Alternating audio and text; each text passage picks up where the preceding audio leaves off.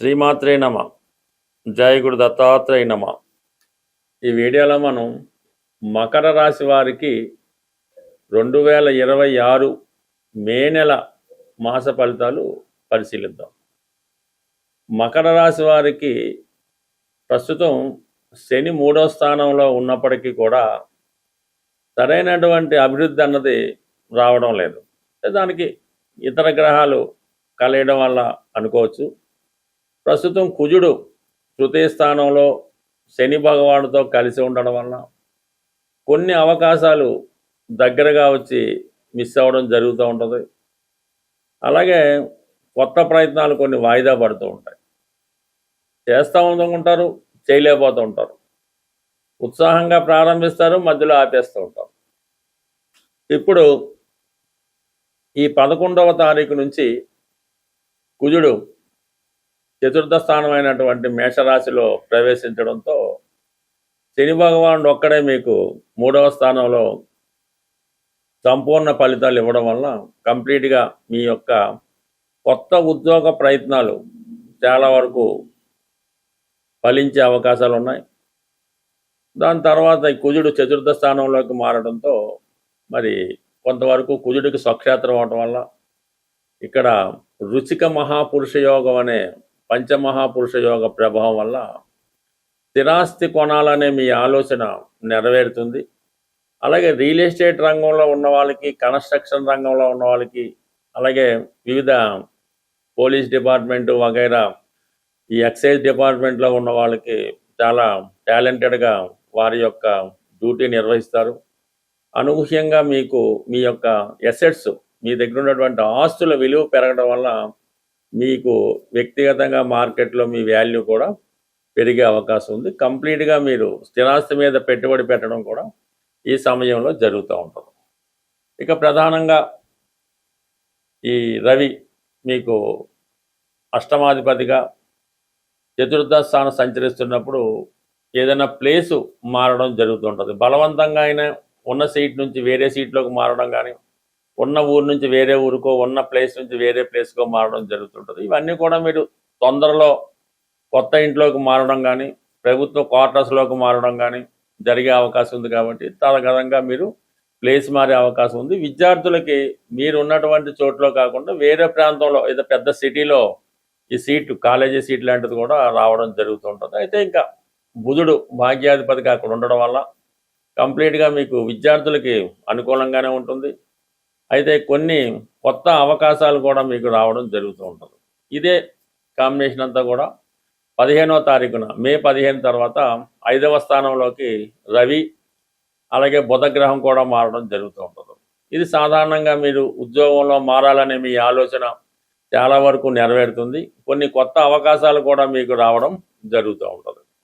ఇక ప్రధానంగా 6వ స్థానంలో శుక్రుడు మే నెల 14 వరకు ఉండడం వల్ల చాలా వరకు మీకు ఈ 5వ స్థానంలో ఉన్నటువంటి శుక్రగ్రహ ప్రభావం ఏంటంటే ప్రేమికులకి మీ మనసులో మాట మీ యొక్క ఇష్టమైన వారికి చెప్పడానికి కానీ, అవతల వారు మీకు ప్రపోజ్ చేయడానికి కానీ 5లో ఉన్నటువంటి శుక్రుడు చాలా వరకు ప్రేమికులకి అనుకూలించే అవకాశం ఉంది. 14 తర్వాత శుక్రుడు 6వ స్థానంలోకి మారుతూ ఉన్నాడు. అక్కడ ఉన్నటువంటి గురుగ్రహంతో కలియడం వల్ల ఇది స్త్రీలకి ఉద్యోగ ఉపాధి అవకాశాలు పెంచుతూ ఉంటుంది. మీరు ఒక ఇంటర్వ్యూకి అటెండ్ అయినా, లేదంటే పెళ్లి విషయంలో అయినా సరే, మొత్తం మీద 6వ స్థానంలో కొన్ని విభేదాలు దగ్గర బంధువులతో వచ్చినప్పుడు కూడా అది ఆటోమేటిక్గా మీకు విజయాన్ని ఇవ్వడం జరుగుతూ ఉంటుంది. కొత్త ఉద్యోగ ప్రయత్నాలు చాలా వరకు ఫలించే అవకాశం ఉన్నది.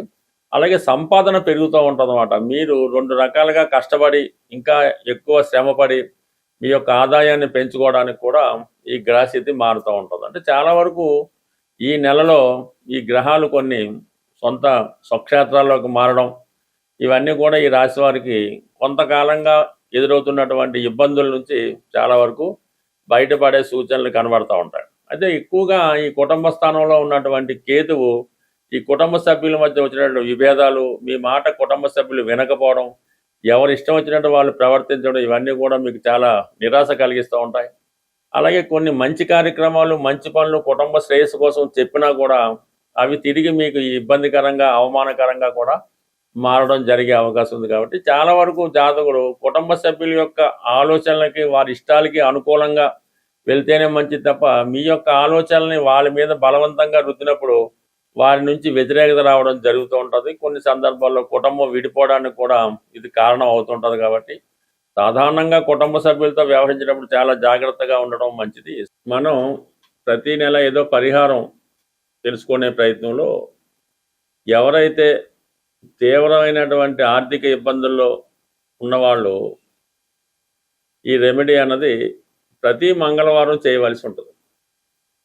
అది స్వచ్ఛమైనటువంటి గోధుమ రవ్వ, కొన్ని ప్రాంతాల్లో బొంబాయి రవ్వ అంటారు, గోధుమ నూక అంటారు. మొత్తం మీద ఈ గోధుమ రవ్వ సుమారుగా ఒక 1/4 కేజీ తీసుకోవడం, దానికి సమానంగా పంచదార తీసుకొని ఒక 100 గ్రాముల నెయ్యి కలిపి, అంటే ఈ 3 నెయ్యి, గోధుమ రవ్వ, పంచదార కలిపి పొడి పొడిగా తయారు చేసి అవి మీరు చీమలకి ఆహారంగా పెట్టవలసి ఉంటుంది. అంటే ఎక్కడ తోటల్లో ఉన్న, అడవిలో ఉన్న, అలాగా పార్కులో గట్ట ఉన్నప్పుడు అవి ఈ మంగళవారం రోజు ఈ చీమలకి ఇది నైవేద్యంగానో ప్రసాదంగానో ఈ మొత్తం ఈ గోధుమతో చేసినటువంటి మిక్చరు పెట్టడం జరుగుతుంది. అదే రోజు మీరు సాయంకాలం పూట, అంటే పొద్దున్న చీమలకు వేయచ్చు, సాయంకాలం వేస్ట్ వేయచ్చు, కానీ ఈవినింగ్ పూట మాత్రం మీరు ఆంజనేయ స్వామి ఆలయాన్ని దర్శించవలసి ఉంటుంది. దర్శించి స్వామివారికి 6 సంఖ్య కలిగినగా 6 లడ్లు ఇవ్వచ్చు, 6 గులాబీ పువ్వులు ఇవ్వచ్చు, లేదంటే డ్రై ఫ్రూట్స్ లాంటి ఏమైనా ఈ ఎండు ఖర్జూరం లాంటిది ఇవ్వచ్చు. అది స్వామివారికి అక్కడ ప్రసాదంగా ఇచ్చి అక్కడ కొంచెంసేపు కూర్చొని ఏదో హనుమాన్ చాలీసా ఏదో చదువుకోవడం. అంటే ఈ విధంగా ఒక 6 వారాల పాటు మీరు చేయవలసి ఉంటుంది. అయితే ప్రతి వారం కూడా మీ ఇంప్రూవ్మెంట్ అన్నది కనబడుతుంటుంది. అంటే మనం ఏ రెమెడీ అయినా సరే మొక్కుబడిగా చేస్తే మాత్రం జరగదు. రెమెడీ కూడా ఎవరికి వాళ్ళే చేసుకోవాలి తప్ప మీ తరపున ఏదో డబ్బులు ఇచ్చి చేపించేయడం వల్ల కూడా ఏ విధమైన ఉపయోగం అయితే ఉండదు.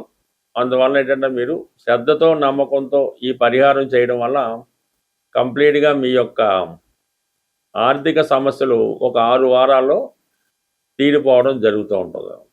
ఇదే విధంగా తీవ్రమైన అనారోగ్య సమస్యలతో ఇబ్బంది పడుతూ ఉంటారు. ఎక్కువగా బ్యాక్ పెయిన్, నడుము నొప్పి, భుజాల నొప్పులు, ఇటువంటి మోకాళ్ళ నొప్పులు ఉన్నవాళ్ళు ఆదివారం రోజు, ఎస్పెషల్లీ ఆదివారం రోజు మరి పాయసం నైవేద్యంగా, అంటే పాయసం తయారు చేయవలసి ఉంటుంది. గోధుమ పాయసం కానీ బియ్యం పాయసం అయినా పర్లేదు.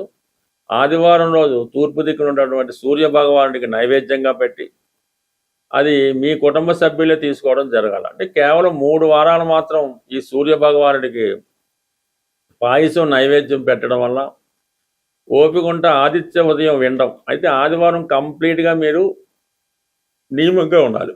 ఎన్వి అది మానేయడం, అలవాట్లు ఏమన్నా ఉంటే పక్కన పెట్టడం.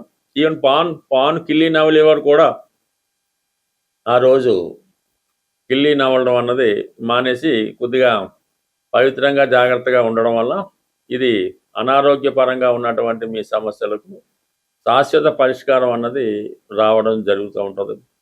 అలాగే ఇప్పుడు ఈ ఇంకా మీకు బెటర్గా కావాలంటే ఇప్పుడు ఈ ఆదివారం రోజు కానీ ఈ ఇందాక చెప్పిన మంగళవారం రోజు కానీ గోశాల దర్శించి, అంటే గోశాలలో మీరు కొంత సేవ చేయవలసి ఉంటుంది అన్నమాట. అది అక్కడ ఉన్నటువంటి శుభ్రం చేయడం, శుభ్రంగా ఆవుకి స్నానం చేయించడం, కాళ్ళకి అది అంటే గోసేవ చేయవలసి ఉంటుంది. గోవికి నచ్చే విధంగా మీరు ప్రవర్తించడం వల్ల, గోవికి కొంత ఆహారం తినిపించడం వల్ల కనీసం ఒక 40 నిమిషాలు, గంటన్నా ఆ గోశాలలో మీరు కాలం గడపడం వల్ల మీలో ఉన్నటువంటి నెగిటివ్ ఎనర్జీ లాంటిది, దుష్ట శక్తులు ఏమైనా ఉంటే అవి కంప్లీట్గా వెళ్ళిపోయి మీకు ఒక మంచి స్వచ్ఛంగా రావడం జరుగుతుంటుంది. మంచి గాలి పీల్చడం వల్ల మీకు మరి అది స్వచ్ఛతగా ఉంటుంది. అప్పుడు మీకు భగవంతుడి యొక్క అనుగ్రహం తొందరగా లభిస్తూ ఉంటుంది అన్నమాట. ఇది అంటే మిమ్మల్ని మీరు శుద్ధి చేసుకోవడం వల్ల భగవంతుడి యొక్క అనుగ్రహానికి తొందరగా రావడం, శుభగ్రహాలు మీకు అనుకూలంగా పనిచేయడం, దుష్టగ్రహాలు మీకు వ్యతిరేకంగా దూరంగా వెళ్ళడం, ఇవన్నీ జరిగే సూచనలు ఉంటాయి. కాబట్టి కంప్లీట్గా నమ్మకంతో ఈ రెమెడీ, ఇవన్నీ కూడా సూర్యుడికి సంబంధించినవే, కానీ సూర్యుడే ధనాన్ని ఇవ్వగలడు, సూర్యుడు మాత్రమే ధనం ఇవ్వగలడు. అందువల్ల ఏంటంటే మీరు ఈ విధంగా చిన్నపాటి రెమెడీ నమ్మకంతో చేసుకుంటే కంప్లీట్గా మీ యొక్క సమస్యలకి పరిష్కారం దొరుకుతుంది. స్వస్తి.